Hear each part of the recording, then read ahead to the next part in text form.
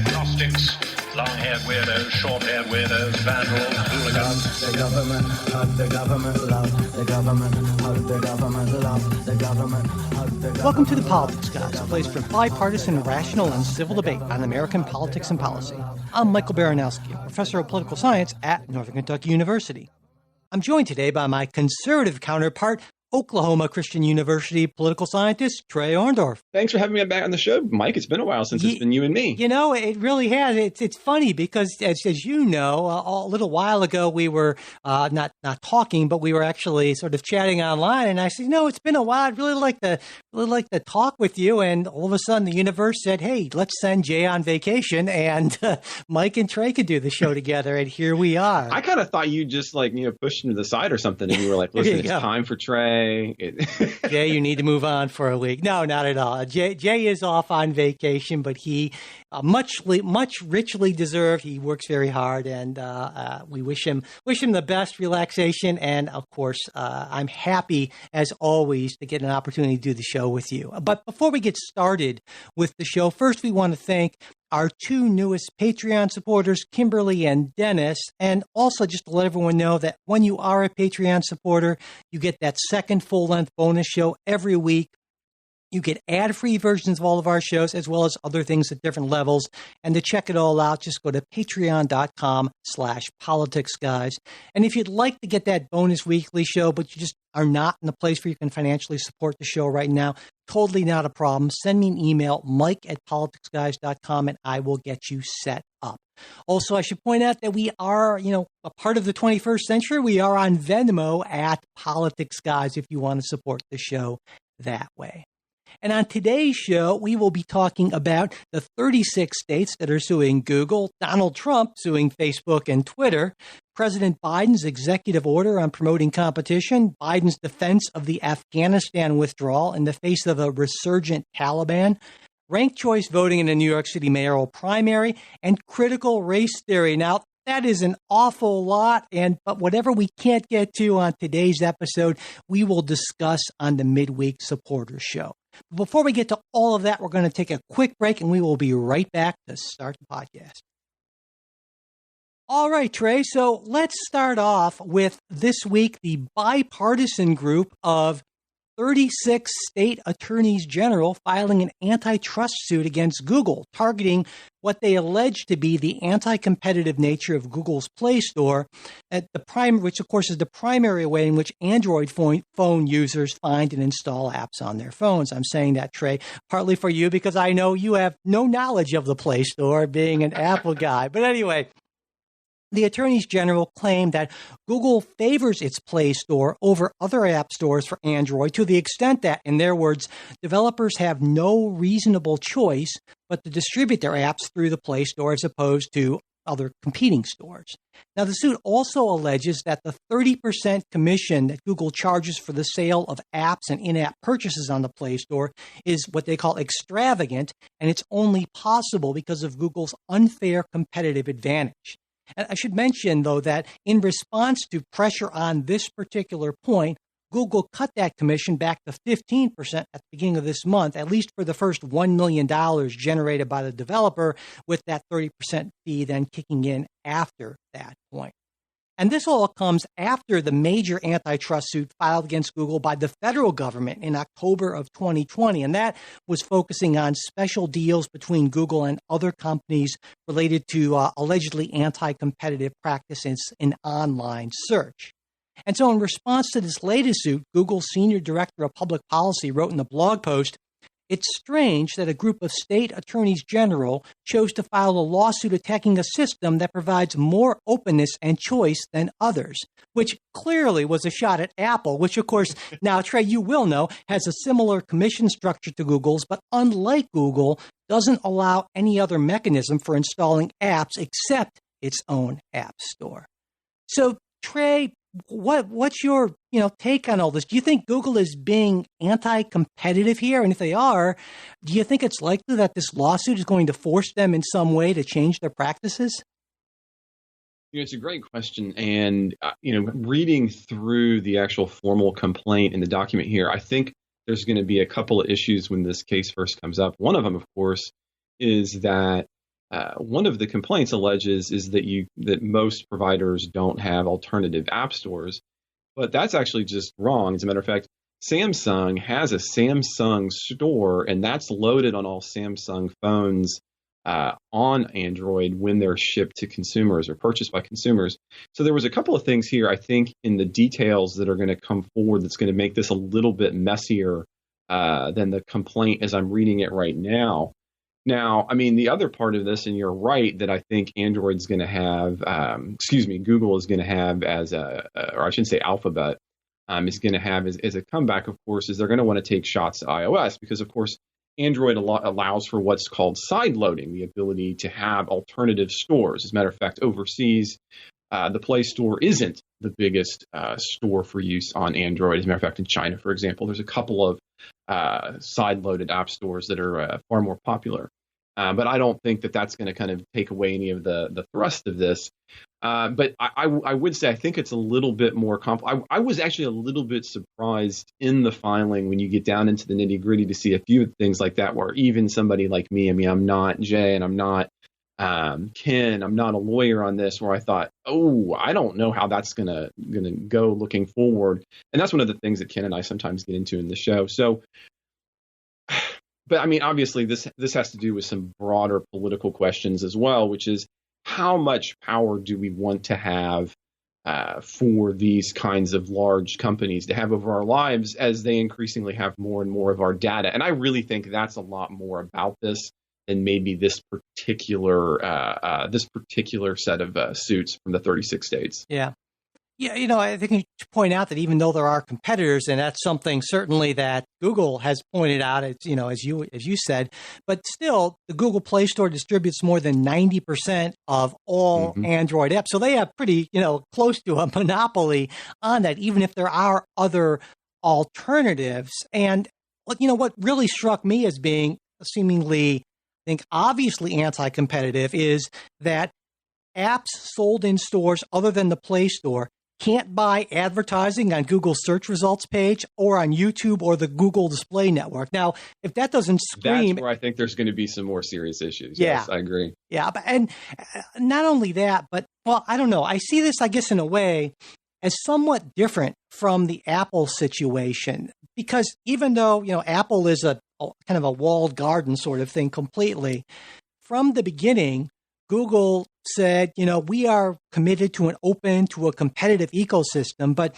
and correct me here if I'm wrong, my take on Apple's argument for their totally closed system is that they want to retain that exclusive control on their devices to ensure what they say is to ensure quality and safety, basically. Precisely. You know, the difference between the Android and iOS, for example, even in their stores, is that iOS, for example, has content filtering, right? So in the Play Store, for example, you can have applications that would not pass, you'd call it a morality test. They're effectively kind of moral systems, as Steve Jobs once famously said, if you want to get porn, buy an Android. So, yeah, I mean, that walled garden is pretty high in the case of iOS. You know, one of the things that's worth thinking about, of course, is you know, well, if you're going to sue Google, why not sue Apple? I think one of the reasons they're starting with Android is that, you know, Android has 73% approximately of all smartphone penetration. I think that to make the anti-competitive practice, given the current state of laws on that, I don't think iOS would qualify, given how few relatively people actually own Apple phones. I mean, well, you know, but basically, right, we have a situation where for smartphones, which I would say are becoming more and more indispensable for so many things, right? There are only two real choices, iOS or Android. And then once you make a choice, you pretty quickly get locked into an ecosystem that's controlled almost completely, in Apple's case, completely by Apple, or almost completely by Google. And so given that that's the reality that we face, at least in the United States, you know, there are two questions at least come up to me. And the first is this healthy? And second, if it's not, what, I guess, if anything, should government do about it? What do you think? I mean, do you think this is a healthy situation? Well, that's actually part of the complaint, Mike. I mean, one of the complaints is that effectively, because all of these applications are then locked into a particular platform, then that you can't easily leave, and therefore that's what requires. That's another element of this being anti-competitive. Now, what's weird, if you look at this historically when it comes to technology, this is not a new question, right? I mean, if you go back to the 90s, we were having this similar kinds of conversations about Windows. The Windows anti-competitive behavior. If we take a look at what happened there, I can't say that a lot changed for Microsoft, right? I mean, the DOJ files lawsuits against anti-competitive practices. They unbundle Internet Explorer, and that's pretty much the major changes that happened in the case of the Microsoft case. In the case of Android and iOS, what's weird is you actually have a situation, we talk about only having two, but in just raw percentage terms, there are actually more even Tizen users. That's Samsung's platform of choice in the United States. So the Samsung platform, there are more of those users than there were alternative platforms to Microsoft back in the 90s, right? Just as a pure percentage of devices and uses. So, today we do theoretically have two major players with a third kind of bit player in a way that we never even had in the 90s. So I don't disagree with the idea that we could potentially have anti-competitive behaviors, but I don't think we have to look that far back to say this seems to be something that's unique to software and that we've had this before and even more concentrated. Yeah. Because again, back in the 90s, again, Android iOS penetration, you're talking about 73-26 approximately percentage points, with the remainder just being primarily Samsung's stuff. But when you go back into the 90s, you have Microsoft penetration being nearly ubiquitous. Mac OS in the 90s is almost non-existent. I wonder, though, if it makes a difference that, it seems to me at least, that having lived through both of these eras, that smartphones are much more of almost an essential thing now than computers were in the 90s. A large percentage of Americans got by just fine in their daily lives without PCs or Macs in the 90s. But more and more, I found, I know this particularly because my wife has been a strong sort of resistor of she has a smartphone, but she doesn't like to use it all that often. And more and more, it's been difficult for her to live her life without having it for all sorts of things, two-factor authorization for banking or other stuff. We'll text you whatever. It's like, well, what do you do if you have a smartphone? So many things like that. And so I wonder if that makes a difference. And you can almost see a point in the not too distant future where a smartphone becomes akin to almost like a public use, like electricity or something like that, right? Where technically you can do without it, but really it's hard to operate in the modern world without having that. And I think that makes a difference, because then all of a sudden, if you're locked into the system that you need, as opposed to this kind of voluntary system, well, that seems to me to be an important difference. No, and I don't disagree with that, but I think what you're going to end up having to prove, and that's what I think is unique about software, is that, and maybe there's a study to be done here, but it seems that one of the reasons we end up with singular companies having software control is because there's advantages to lots and lots of people buying into the same one. So I think the same kinds of anti-competitive practices you might have over, say, back in the day, breaking up AT&T, may not have the same kinds of outcomes that you're hoping for if you're trying to break up software. Because I think a lot of what people like is there are advantages to being in similar operating systems. Yeah. And really the only way to fix the underlying anti-competitive practices here, I mean, in the complaint, the idea here is look, if we open this up to more if we open this up to more stores than just the Play Store, we're going to have more operating system competition.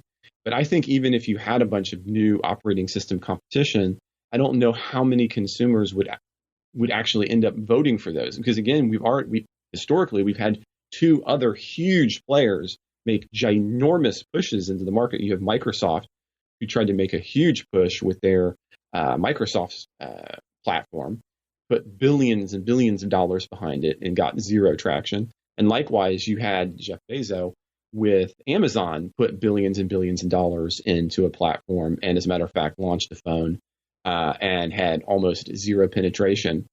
So even if competitors can be allowed in the sense of, you have regulatory agencies make that happen, I'm not sure that you're going to see people's behavior radically change. So, I mean, there's two different reasons you can have kind of a dominant monopoly. One possibility is you have anti-competitive things going on, like we talked about a minute ago. I think a lot of the Google search over privacy and not allowing competitors to have advertising space, I think there's a lot of traction there. On the other hand, historically, I just don't see what the traction is going to be for creating other OSs. I do. I think that's people's behavior. In other words, I think even if we just started all over again, you'd still end up with just a couple of players. See, I don't think that, at least in this Google search, this Google suit, it's not about the OS. It's about distributing apps in the OS. Just like if Microsoft, I mean, if you're locked into, say, Windows or Mac, it's not necessarily getting people to change to Linux or something like that. It's Microsoft, saying, for instance, well, we're not going to let you install word processing apps or other apps unless you do it through the Microsoft Store. And by the way, we're going to take a huge cut from all developers. And so that's where I think you certainly can envision a solution and that would be more competitive. And now I don't think that solution is multiple app stores, because most people, you want to go to, whether it's I'm not going to go to a whole bunch of places. I want everything to be in the Play Store because I don't want to follow, all these different app stores. But the issue, I think, is to open up in some way these app stores to other folks, and not these sort of extravagant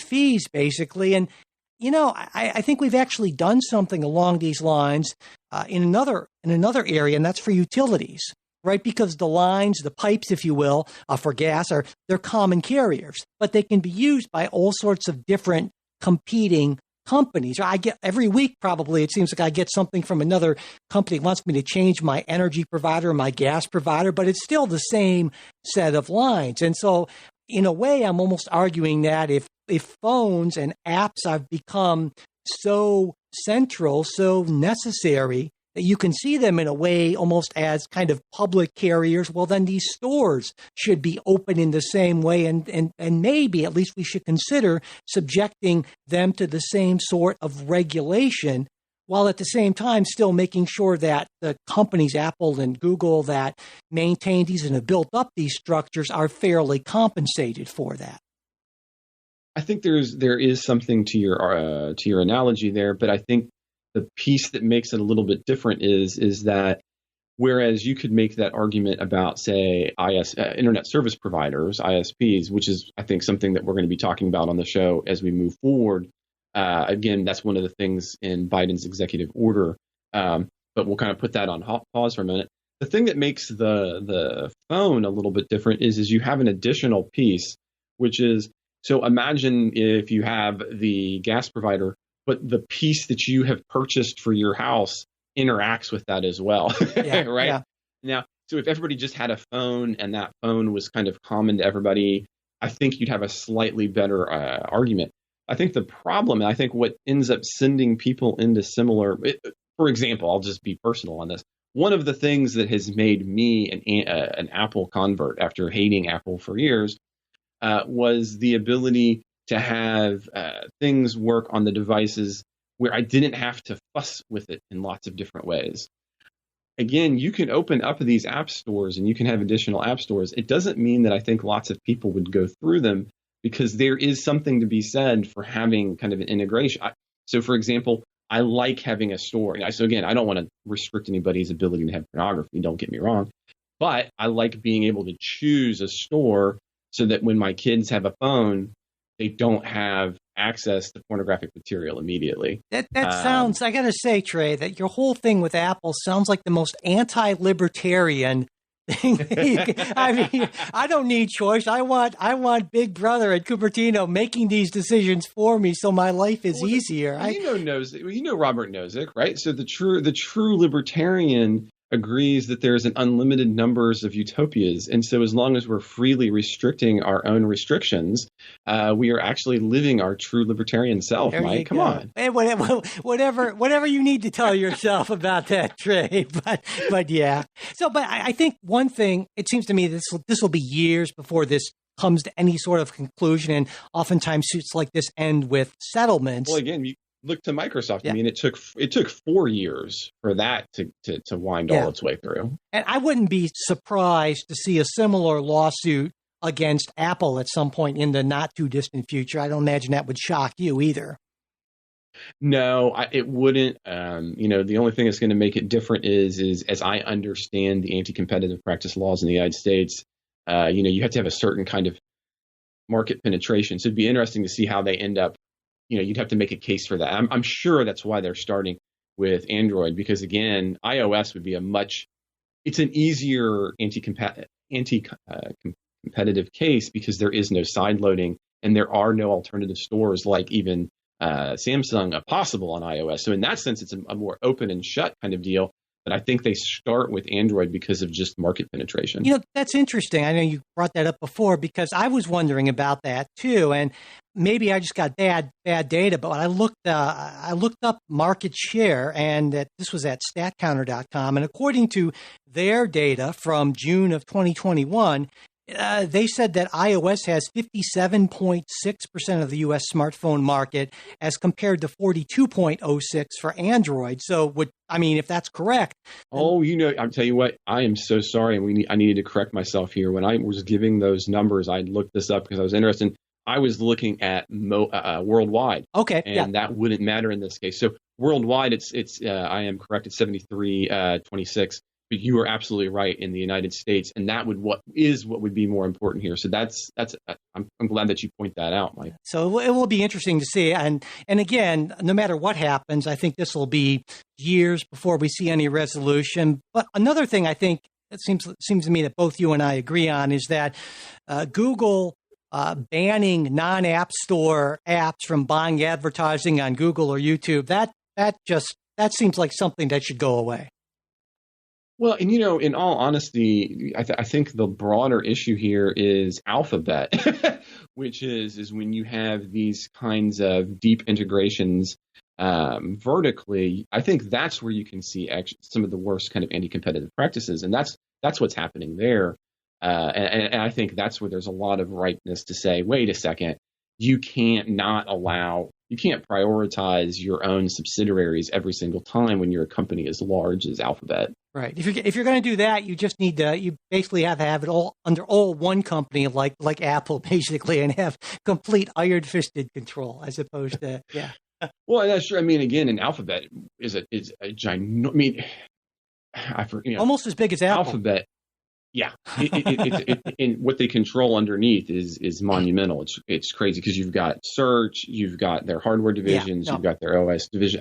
I think sometimes for individuals, it's even kind of hard to wrap their heads around how large Alphabet really is and what it encompasses. Microsoft and Amazon, for that matter, because they do all of the server-side storage. Sure. And I think for most consumers, we just don't think about how huge these companies are and how much they control. Absolutely.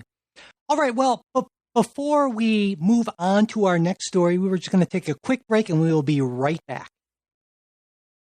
All right, so speaking of big tech and lawsuits, Trey, this week Donald Trump announced that he was filing class action lawsuits against Facebook, Twitter, and Google, owner of YouTube. The suits allege that the companies violated the former president's First Amendment rights by suspending his accounts. Now, on the face of it, this wouldn't seem to make a whole lot of sense because the First Amendment doesn't apply to non-state actors. Thank you. Yeah, I knew we'd be pretty much right on. But what Trump's attorneys are arguing, it's an interesting argument, not to say it's not a ridiculous argument, but it's interesting, is that these companies are de facto state actors because they've been working directly with government to censor speech. And the lawsuits also asked the courts to strike down the portion of Section 230 of the Communications Decency Act, which says that service providers aren't liable for any action voluntarily taken in good faith to restrict access to or availability of material that the provider or user considers to be obscene, lewd, lascivious, filthy, excessively violent, harassing, or otherwise objectionable, whether or not such material is constitutionally protected. Now, most legal experts say there's not much chance of this going anywhere, especially as similar lawsuits have been repeatedly dismissed out of hand. And I think it's safe to assume that the former president, or at least his attorneys, they're fully aware of this. So, Trey, what do you make of all this? Yeah. Look, I mean, we've talked about this on the show before. And so you've already mentioned the First Amendment. We just need to be clear about it. It restricts governmental action from penalizing individuals for for having speech, right? I mean, that is what your civil liberties are all about. It's not banning other people from requiring. Right? So the fact that we have First Amendment doesn't mean that the Washington Post has to run your stupid opinion piece. It just means that you can distribute your opinion piece in any way that's legal, and the content of that opinion piece can't put you in legal jeopardy, right? As long as it's actual speech, according to the Supreme Court. We want to get into all that. Now, the other thing about this particular order, and you mentioned that, is they want to undo Section 230. But of course, if they did, in other words, if the court did that, what that would mean is all these platforms would actually have to crack down more on speech from individuals like Trump. As a matter of fact, his ban probably would have had to have been in place much, much sooner if there was no Section 230, because he repeatedly did things that could have been that could have put Twitter and Facebook in liability positions, right? The only reason they're not in the position of being liable for the things that Trump posted is because of the Section 230 protection. So it's another example. I mean, it appears to me, I think, you mentioned there, Mike, that you think that maybe Trump recognizes what's going on. The more that I have read, we have books coming out about kind of the last days of the Trump presidency, what's going around on January 6th, for example. And I come back to mine. I don't think that Trump was brilliant in that sense. I think that he is so incredibly ignorant that he doesn't even recognize the contradiction in this. And lawyers are just going to bill up some hours. But of course, as we've seen, that doesn't always mean you're going to get a payout from Trump. This isn't going to go anywhere. Well, what this is a fundraising effort. I mean, 48 hours later, he was already sending out the text messages and the emails saying, hey, do this. That's what I think this is primarily. Well, and on that point you made about, the Washington Post doesn't have an obligation to post to put up your rantings about what have you. That actually would be compelling a private actor to speak, which is even a bridge even further. It's like, and so it's completely ridiculous, especially given the fact that when Donald Trump, just like when you or I signed on to Facebook, now we didn't actually, I'm guessing, I didn't read the user agreement, but it said, hey, we can kick you off if you do stuff we don't like. And that's, it is about the most unconservative, unfree enterprise, un-First Amendment position you can imagine somebody taking. Yes, I mean, it would be similar to saying that, the university, my private university has to allow, I don't know, fill in the blank, even though it disagrees with our operating premises, right? Yeah. Like, when you're coming here, you're signing on to a specific kind of environment. And you would have to undo that across all of these levels. But the other bit here that I think that comes down to this is one of the other problems I think a lot of people have, and they misconstrue the First Amendment. The First Amendment is also not a guarantee that other people either A, have to take your position seriously, or B, can't critique and or ridicule it. Yeah. Right? I mean, in the competition of ideas, just because somebody says, I think your idea is so heinous, I'm not going to amplify it, is just as valid as speech as whatever the comment you were making is. And that heinousness so we don't all have to agree on what's heinous, right? So Ken and I, a couple of weeks ago, we were kind of laughing and joking about the fact that the two of us were not exactly we're not we don't curse. We were going to say like we're going to curse at each Right. other or something. Right, Like I both of remember us that, kind of laugh. Like we don't do that, right? So for us, maybe some language is just deeply reprehensible, and I would speak out against it, and somebody else wouldn't. Well, you can't force me to be okay with it, and that's again precisely what Trump would be arguing in this kind of case. It's But there's also this larger question of Section 230, those liability protections, and I actually, in this sense, I agree that Section 230, I wouldn't say needs to be thrown out, but I do think it needs to be revised. But my difference with the Trump camp here is, and many conservatives, is I wouldn't focus on the part of the act that I read, but rather the part that deems providers of what they call the interactive computer service to not be publishers, which I've said so many times seems to me to be completely ridiculous, because if you as a corporate entity are making decisions about who gets what stories, whether that's through a bunch of people sitting around a table like in traditional newspaper sort of things at an editorial meeting, or whether you've designed an algorithm, you're still making editorial decisions about who gets what.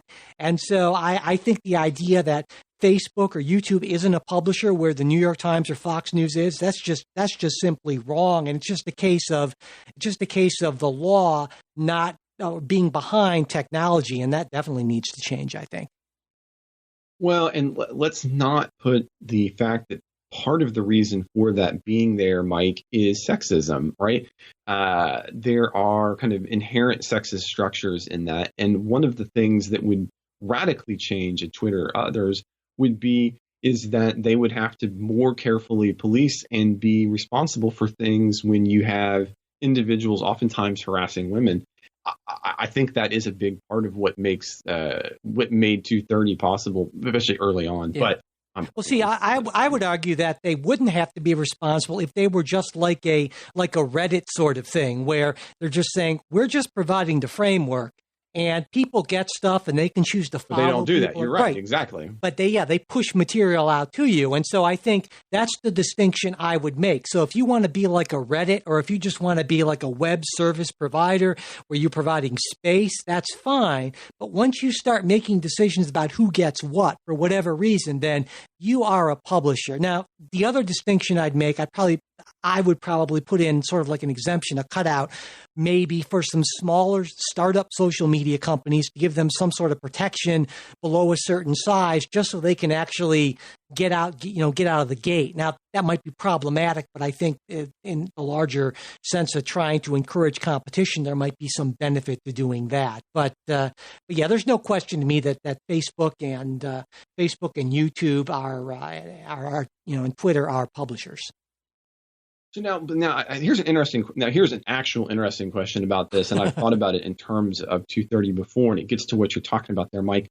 What about in terms of artificial intelligence? So, and what I mean by this is, so you have a difference between, so for example, Twitter, you can either have just the running commentary of whatever's happened sequentially, which I think would more meet your Reddit threshold, or you can use the algorithm to put things up that based on your clicking and your behavior. What do you think about those kind of algorithmic issues? Because I think that's going to be one thing that companies like Twitter or Facebook would say, well, we're not actually making editorial choices. Instead, we've got an algorithm. Does an algorithm count as an editorial choice? Oh, yeah. It is a mechanism through which certain people get certain material is promoted. So, whether it's because you think it's newsworthy or because they think it's profitable, it's still, those are not, those are decisions that are being made for you. Now, I think it would be a closer question if Twitter and Facebook said, okay, we are going to give you the opportunity to opt in or opt out of the algorithm. Well, then that might be that's why I bring up Twitter, because that is precisely Twitter. You can either have the timeline or you can have an algorithm. That's and I think maybe if say the default were opt out and you actually had to actively opt in to that service, well, then that could be an argument, I think a much stronger argument for that. And maybe things will go in that direction. But I think if that's the case, then probably you have a situation where in reality, most people want their little filter bubbles and want their algorithms for all sorts of reasons. And then we're kind of right back where we started, unfortunately. But at least at least some people would have that option then. And I don't think a lot of people aren't even aware on Twitter, for instance, that they have that option, or even in Facebook that you can download, various apps and things that will take, will remove that algorithm and just give you kind of an as it happens sort of thing, No, and that's a whole nother really important area for media today, which is the ways that we've always tended as humans to want to be in that echo chamber. But today, algorithms end up kind of accelerating that process, probably in ways we don't even always realize. But I recognize that's tangential to the primary question here, which is, what's the First Amendment going to say about this, and where does Trump's suit move forward? So, we've been talking a lot about competitive type stuff and lawsuits, and actually it's been kind of a theme, and I want to continue on with that theme with another story about competition. But before we get to that, let's just take a quick break and we will be right back with that. So Trey, like I said, we've been talking a lot about monopolies and competitions, and we'll continue that theme now by taking a look at the executive order that President Biden signed late this week on promoting competition in the American economy. There's a lot there. 72 specific initiatives, and directing over a dozen federal agencies to implement policies in various ways to promote competition. And we could do multiple shows on just this. We won't do that, I promise. But I do think we should talk about some of those key initiatives, like, for instance, directing the FDA to work with states on re-importing prescription drugs from Canada, as well as developing a comprehensive plan to lower drug prices in 45 days, or directing the FTC to examine hospital mergers that might be harmful to patient care, especially in rural communities. Increased regulatory scrutiny of tech company mergers, especially when a dominant player in a market tries to acquire a potential or an emerging competitor. And there's also encouraging the FTC to limit or ban non-compete agreements, as well as unnecessary occupational licensing restrictions. And finally, something that's been a big issue for me for a long time, trying to cut down on issues involving what are called right to repair, or the companies that actually actively work against right to repair. Like, should I mention the name, Trey? Oh, you should. I mean, it's one of the negatives. I won't disagree. Apple, yeah. So, Trey, you are a proud libertarian on a lot of issues. So I would expect that, at least in principle, you'd be in favor of a lot of things that promote private sector competition. And so when you looked at this executive order, did you see, some things that you thought, yeah, this is some good stuff, or not? Well, another one that I think is an important one that I liked that you didn't mention on the list was to have federal regulators craft some new rules on data collection and user surveillance practices, especially from Facebook, Google, Amazon, Apple. Because that was another area for me that I think that has not received enough attention. In other words, I think we've moved out further in front of it than we've thought about it even collectively as people. Now, as a whole, the executive order, I was curious what you thought about this. I wasn't uber surprised. I mean, I guess what I'm seeing here is Biden packaging a bunch of things together to have a cool media moment. But what I see is a head of state, trying to turn the giant ship. And that's what you always have. You have presidents who are attempting, there's just kind of this idea that presidents come in and they're like controlling a motorboat, right? They can just kind of zip around. They can, turn it to the right. No, it's like that. It's like that. It's like that ship in the Suez Canal. That's what that's like. Yes, it is exactly like that.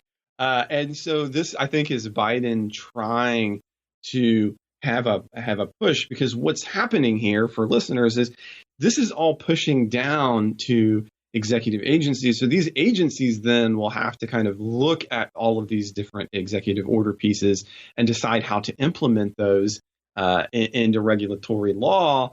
And so, I mean, and then they'll get we're sued. Talking about exactly. I mean, always. I mean, that's just part of the Isn't that part of Yeah. the lawmaking process? No, I think anymore? that's a really great point, Trey, because I think a lot of people don't think, well, it's an executive order, then that's done. But this process can take many years, just working through the regulation writing process. And in part, it takes so long because these agencies are well aware that they're going to be challenged in court. And so they have to try to lawsuit proof these things, and going back and forth. There's public comment periods. And so it's going to be many years in some cases before elements of this actually come into play. Yeah. And so I think listeners, it's always worth having kind of that context. And I think sometimes for you and me, Mike, it's easy to take that for granted, right? I mean, we're scholars of this, right? I'm a presidency scholar. I'm constantly looking at it, and it's easy to forget that others don't recognize this process. It's its own kind of legislative. Yeah. It's its own rulemaking process, and it has its own idiosyncrasies. Absolutely. I don't disagree with you. There are things that I liked about this, things I didn't like. I was excited about, thinking more carefully about data collection. I really think that's on the frontier of freedom. Some of these, I think, for conservatives are also wins, which is why he's highlighting. Trump, Hagen, love him. He wanted to do the Canada drug import thing, right? That was one of his big. This is just kind of pushing that initiative forward. Yeah, let's talk about that. I wanted to talk about that and a couple other things that I agree have or should have some bipartisan support. And that drug reimportation thing, as you mentioned, it was pushed by the Trump administration, especially toward the end in 2020. And there is really strong bipartisan support for this. In a recent survey from the Kaiser Family Foundation, support of 75% of Republicans, 75% of Democrats, 82% of independents. So, I mean, this is a big political win, you would think, especially given the fact that prescription drug prices in Canada are on average around 2/3 less expensive than they are in the U.S. because Canada, like most other big countries, developed countries, has regulations in place that limit what drug manufacturers can charge. And we don't really have that here. It's kind of whatever the market can bear. And so what we have here in the United States, and this is a very Trumpian kind of theme. It's even worse than just what the market can bear. It's the kind of rules that can be made between companies producing the drugs and the individuals paying for the drugs. So it's not as even as if you have a true market taking place here. That's a good point. I'm careful to point that out because I think in a true market, I don't know where it would be, so I don't want to, overstep. But I do want to say that, you don't even get a true market deal. And we'll come back to that with some other medical devices. No, that's a great point. To give folks a kind of a broader sense of what this means and how weird the U.S. system is. So according to 2019 data that I got from healthcare data analytics company IQVIA, I guess IQVIA, U.S. pharmaceutical sales in 2019, which is the last year I could find data on, they were $501.2 billion. The number 2 country for sales, China, considerably bigger, was at $94.9 billion. That's not even 20% of the U.S. total in sales. And the best data I could find suggested that the U.S. total amounts to around 40% of all worldwide prescription drug revenues. And this is for a country, the United States, that makes up around 4.25% of world population. So in other words, this is where I said it's a Trumpian theme. Basically, the outrageous prices we are paying in the United States for drugs are subsidizing low prices in the rest of the world. So if you want an America First issue, boy, this is your America First issue. Which it was. I mean, this in fact was one of the America First issues. Now, another piece of this that I was excited about on the Biden front was pulling things out from behind the prescription counter. And one of the big items in the executive order is doing that for hearing aids, for example. And I think that's the other bit of this is when you pull that out of that fake marketplace and put it into the real marketplace, you open up competition and you open up the possibility for this to be a whole lot cheaper. It's incredible how often, as a matter of I can even speak to this in my own. My daughter Lizzie, she has like a skin fungal thing that can flare up. It can happen to anybody in Oklahoma apparently, but if you're a certain kind of person, it can happen. So you can buy this cream to put on, right? So she got a prescription, but of course the pharmacist said, well, fortunately, you can get almost the same exact strength over the counter. She said, you should do that because even though it's exactly the same thing, it is about 10 times cheaper. Yeah. It's the same stuff. It is the same stuff, but it's 10 times cheaper just to get it over here instead of over there. She said, well, unless you need to do it through your insurance, which we didn't need to, so it wasn't a big deal. But yeah. Well, the problem, Trey, and I generally don't defend Big Pharma for a lot of reasons, but I think, they do make a reasonable point saying that look at where most of the drug innovation and R&D is being done. And in part, that's the United States in large part. And because they have these profit margins and a lot of drug developments just don't end up working out. And so I think we do need to be cognizant of the fact that there could potentially be negative side effects for any kind of like significant regulations or big, large scale reimportation, because what might that mean for research and development, a lot of which happens in the United States, which is not to say we don't do this in a careful, controlled way and see what happens, but understand that this isn't just a ridiculous point that the drug companies are making. I agree, but I would suggest, and this isn't in the executive order, is that we put some additional barriers on drug development that I think we could relax that could help mitigate some of those. But I recognize that's a contentious issue. Yeah. No, you mean in terms of the FDA regulatory Yes. approval. And in fact, in a lot of other countries, it's not nearly as onerous. And if you follow, for various reasons, I follow the medical device market, and that's a weird thing to say, right? In certain ways, but what I've noticed What medical devices do you follow? Well, like for instance, if you're interested in, I'm fascinated by wearable tech.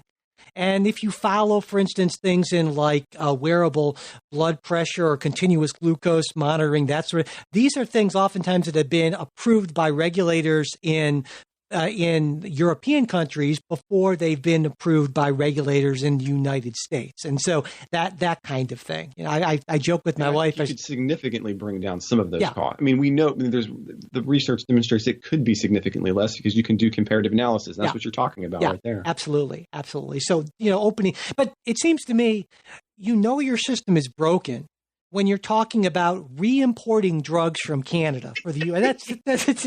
If that's not a sign that you need to just start from, that's just crazy. But anyway, it seems like we're at least on kind of the same page there. The other thing I wanted to point out that kind of has flown under the radar is this blue collar non-compete agreements thing, because many people won't know this, but there's actually some bipartisan agreement on this.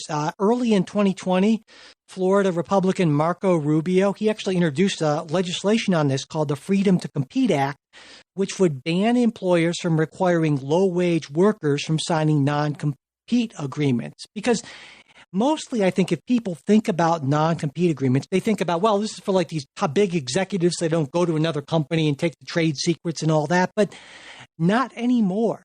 In recent years, companies have used them to really lock in workers.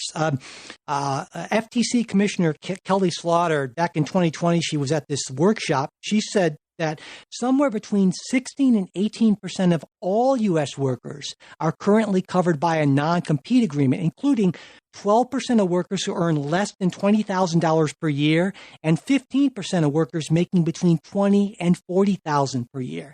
And to give you an example, for a long time, sandwich makers at Jimmy John's. These are not people who have, obscure, great knowledge if that's going to damage the company if they go somewhere else, but they were required to sign a 2-year non-compete agreement that prohibited them from making sandwiches at any sandwich place within a 3-mile radius of any Jimmy John's anywhere in the United States. Now, they were sued and they eliminated it, but that's just one example. And to me, that is such a clear restriction of that has nothing to do with trade secrets or harming the company. That's just making it harder for labor mobility, and that's, I think, a very anti-competitive practice. Well, and I think this is another example where markets work when we allow them to work, but oftentimes we don't allow them to work in many ways because there is a kind of a desire not to, when companies are doing it, we want to have markets, but when individuals are doing it, we don't want to have markets. And we could have a whole we could have a whole conversation about this. But workers need to have the opportunity to have a free market because that's what's going to create their demand and their price to go up. I have always had issues with non-compete agreements. And I'll even go so far as to say the idea that somebody learns something at your job means that they can't compete with you seems to strike at the very heart of a true free market, which is, I mean, of course, you're taking a risk that somebody's going to have kind of secrets about how your thing works. But here's the deal. That's part of what you get as being a worker is you're getting skills potentially, right? So the idea that you suddenly don't get to use those because some company had them first, that strikes me as unusual. And anyway, I mean, again, that's a little bit broader than what's going on here, but I agree. Markets in general are what are best for individuals. And in a lot of ways, we restrict this, I think, in ways people don't always realize, often to the disadvantage of people like the sandwich makers. Or another great example would be, I don't know if you know about this one, but between grocery retail outlets, right? Yep. So like Kroger, for example, has a lot of, the people who actually what they do is they put their products on Kroger's shelves. There's a whole process from like Kroger and others, Meijer, other places do it as well, but I know Kroger the best.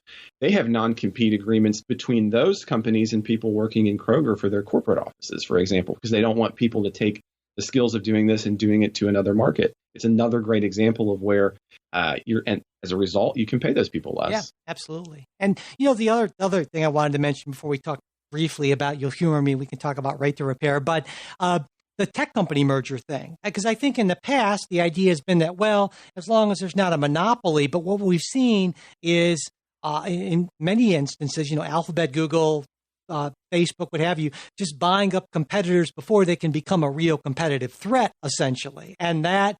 You're thinking like Facebook and Instagram, for example. Exactly, that sort of thing. And I think that would, it seems to me, although I applaud President Biden's efforts to try to get, the FTC to take a closer look at this, really, it seems to me that's not going to go anywhere until we significantly revise antitrust law to reflect what life is like in kind of a more digital age. Well, and even if you change those laws, Mike, I mean, one of the things that makes that so lucrative is there is a whole advantage to starting software companies, creating something new that people want, selling it, and then moving on to the next thing. So I think one of the reasons you see, as kind of going back to an argument a minute ago, I think the market itself is such that there is a market for people to create apps, not in the desire, or even platforms, not in the desire to want to continue it on long term, but purposely to sell it to other companies.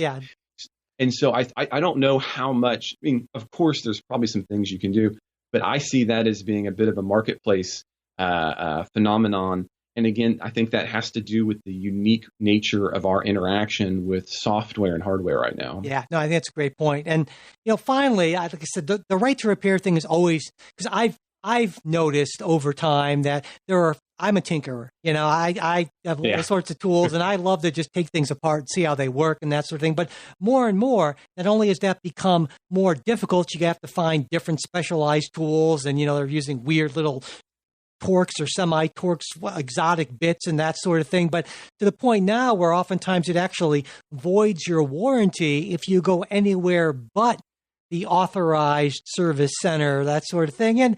Or if you open up yourself. Yeah. And, it's like, I feel like this is my device. I have bought this from you, Apple or whomever. And if I want to open it up and look around, well, then that is my right. And it seems to me that is more and more going away. And I understand the ostensible argument, Apple saying, well, only our Genius Bar people who have the incredible abilities to do this. We don't want people to have substandard repairs. But to me, the argument is, well, we have a right to decide whether or not we want an Apple authorized repair that's going to be awesome in your view, or I want to go to the shop down the street that might just be okay, but I'm okay with that because I don't have $300 to spend. I have $30 to spend, or what have you.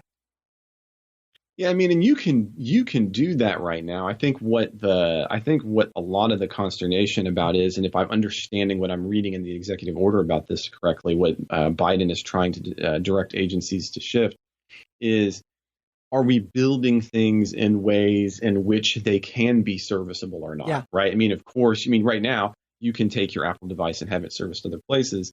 But Apple device, for example, have we soldered, in other words, have we permanently attached things like the memory to the main board in a way so that you couldn't tinker with it? So at the heart of the right to repair isn't just the right to go down the street, which you can do right now, but rather the right to have devices put together in a way that when you open them up, you can actually do things to them.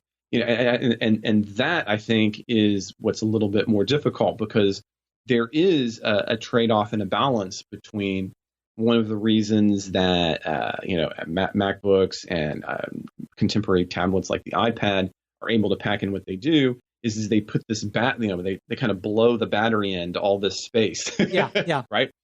As opposed to back in the day when the battery was attached manually, you could pull that on and off. Well, in a right to repair world, you would need to have a battery where if I opened it up, I can remove it easily and quickly. And I think that's at base what this is about. So for example, you talk about the torque wrenches. I don't know if anybody knows this. I collect and maintain and restore video games. I love that. So I have every console in the history of mankind, and I can actually restore them. I have tools for that. So I like to get in there and do that. So, Nintendo consoles, for example, have all kinds of bizarre tools to make it harder to get in. A right to repair would say, look, you don't have to get in there, but you've got to have some kind of standardized way to get in, So or at least a more extreme right to repair. And that, it seems to me, though, that that's one of those things where I am absolutely for a world that looks more like that. It also seems to me that it's very tricky and difficult, and in many instances, maybe inadvisable to try to legislate that, as opposed to letting the market if people are willing to pay for things that they can repair themselves, as opposed to, well, then they should be allowed to make that decision. But I am uncomfortable with government going so far as to dictate the sort of torque screws that you would use or something like that. And I would expect you would be as well. Well, and I think that's what makes this hard is that, in your initial formulation of it, I don't think when you think of the right to repair movement, I don't think many of them, if I'm understanding it correctly, Mike, are like trying to say, hey, we should be able to go down to the local shop. I think what they're trying to argue is, hey, things need to be built differently and required to be built differently. Yeah, and that's something that I don't really think is amenable to any sort of a legislative fix. But look to other industries like the automobile. Once upon a time, you could get into an automobile with minimal tools, and today you need some of those MacBooks to even diagnose what's going on. Absolutely. So there are advantages to being there, but of course the disadvantage is the average person can't get into it. And you're right. Do we want to have a world in which government says, well, if Joe Schmo can't take it apart with a wrench, then you can't sell it? Yeah. That strikes me as problematic. Yeah. But the larger picture here is that there is this, unfortunately, more and more a myth that the United States is this hotbed of competition.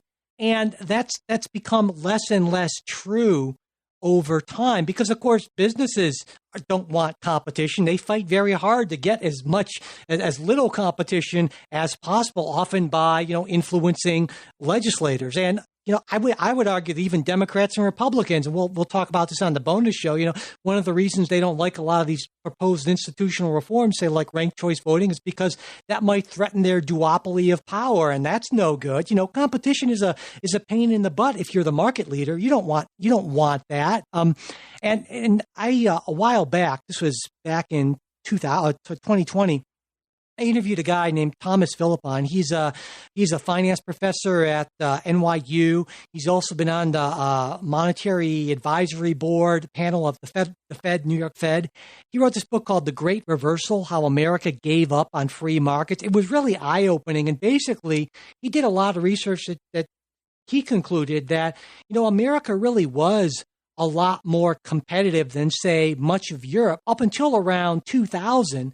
And then our structures and our rules started changing to where in many cases, a lot of countries in Europe are more competitive and there are fewer barriers. You know, we mentioned things like the FDA as opposed to many European medical regulatory, that sort of thing. And it really opened my eyes. And I'll make sure to post a link to the book and the interview, because it was a really interesting, I thought, conversation. Fits right into really everything we've been talking about on today's episode, which is practically, you know, like the competition episode.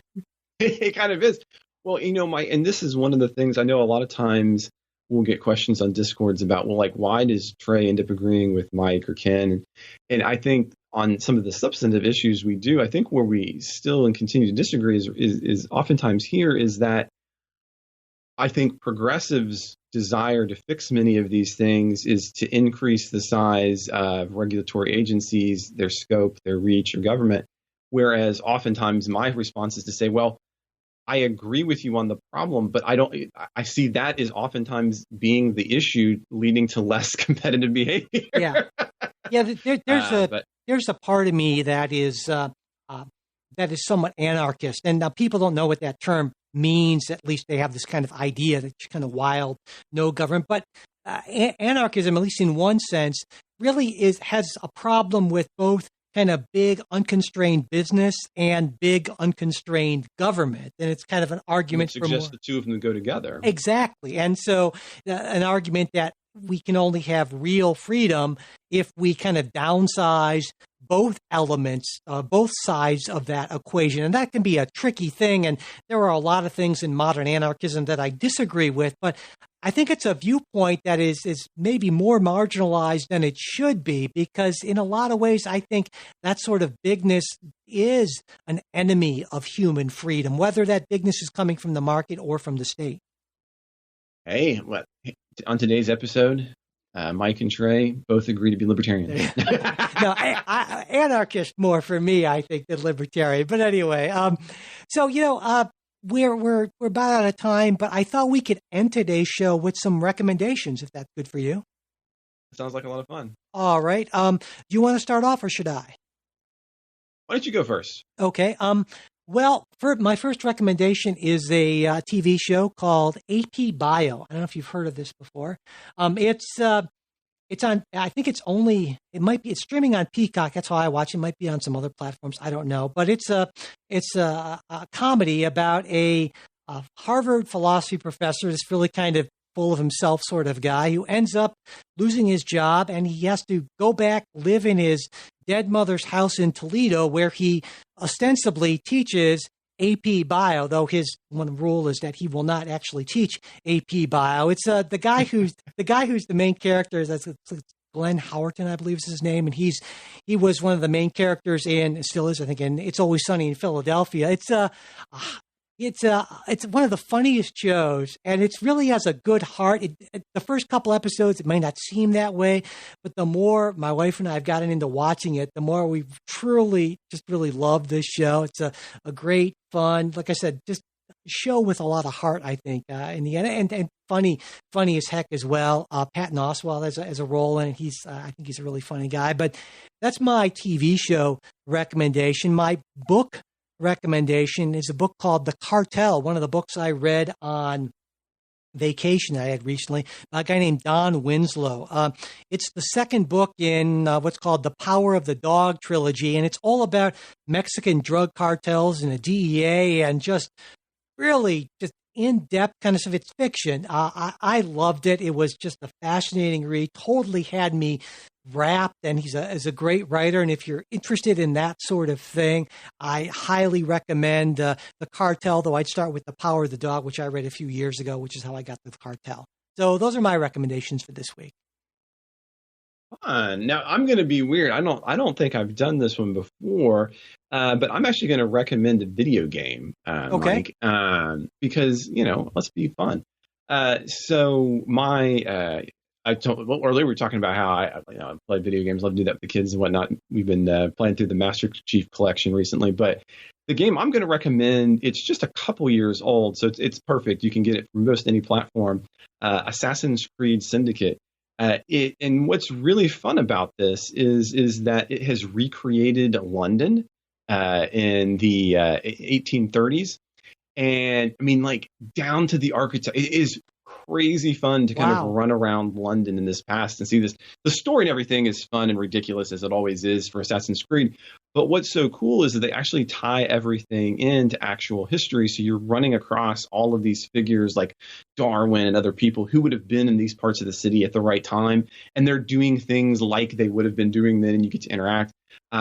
But if you just want to really have a chance to kind of see the city, kind of see a little bit about London life, I find getting to interact with things to be kind of a fun way to do that. And so I've been having a lot of fun going through Assassin's Creed and kind of running through the city of London.